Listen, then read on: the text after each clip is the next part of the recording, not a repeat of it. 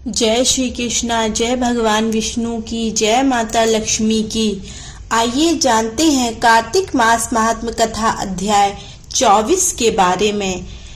लिखवाओ से निज दया से सुंदर भाव बताकर कार्तिक मास 24वां अध्याय सुनो सुधाकर।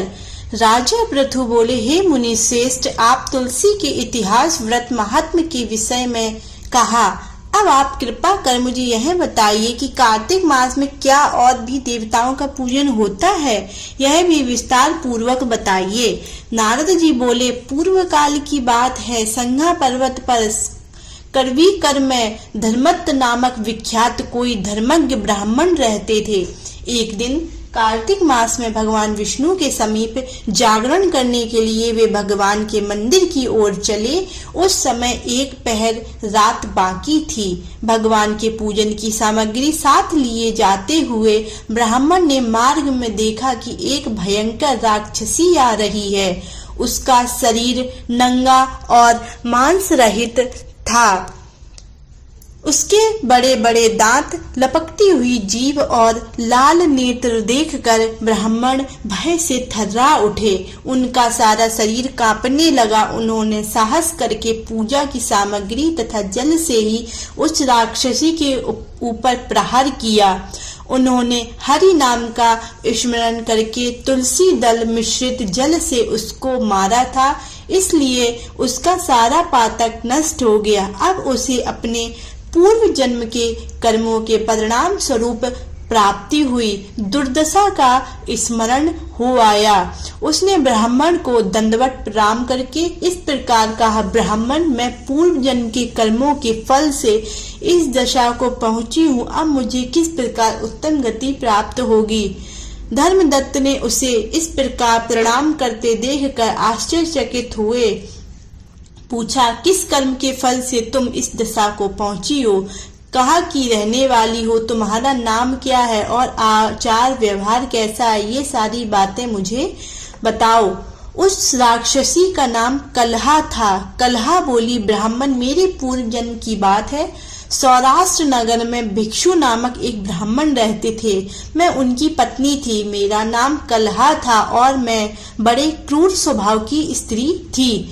मैंने वचन से भी कभी अपने पति का भला नहीं किया, उन्हें कभी मीठा भोजन नहीं परोसा, सदा अपने स्वामी को धोखा ही देती रही। मुझे कलहा विशेष प्रिय था, इसलिए मेरे पति का मन मुझसे सदा उद्गित रहा करता था। अंत तो गोत्वा उन्होंने दूसरी स्त्री से विवाह करने का निश्चय कर लिया। तब मैंने विष खाकर अपने प्राण त्याग दिए। फिर यमराज के दूत आए और मुझे बांधकर पीटते हुए यमलोक में ले गए। वहां यमराज ने मुझे देखकर चित्रगुप्त से पूछा, चित्रगुप्त, देखो तो सही, इसने कैसा कर्म किया है। जैसा इसका कर्म हो उसके अनुसार यह शुभ या अशुभ प्राप्त करे। चित्रगुप्त ने कहा, इसका क्या हुआ, कुछ भी शुभ कर्म नहीं है। यह स्वयं मिठाइयाँ उड़ाती थी और अपने पद स्वामी को उसमें से कुछ भी नहीं देती थी। इसने सदा अपने स्वामी से द्वेष किया है, इसलिए यह चमगादुरी होकर रहे तथा सदा कलह में ही इसकी प्रवृत्ति रहे। इसीलिए यह विष्टाभोजी सूकरी की योनि में रहे। जिस बर्तन में भोजन बनाया जाता है उसी में यह सदा अकेली खाया करती थी। अतः उसके दोष से यह अपनी ही संतान का बाण करने वाली बिल्ली हो। इसने अपने पति को निमित्त बनाकर आत्मघात किया है, इसलिए यह अत्यंत निंदनीय स्त्री प्रेत के शरीर में भी कुछ काल तक अकेली ही रहे। इसे यमदूतों द्वारा निर्जल प्रवेश में भेज देना चाहिए। वहां दीर्घ काल तक यह प्रेत के शरीर में निवास करे।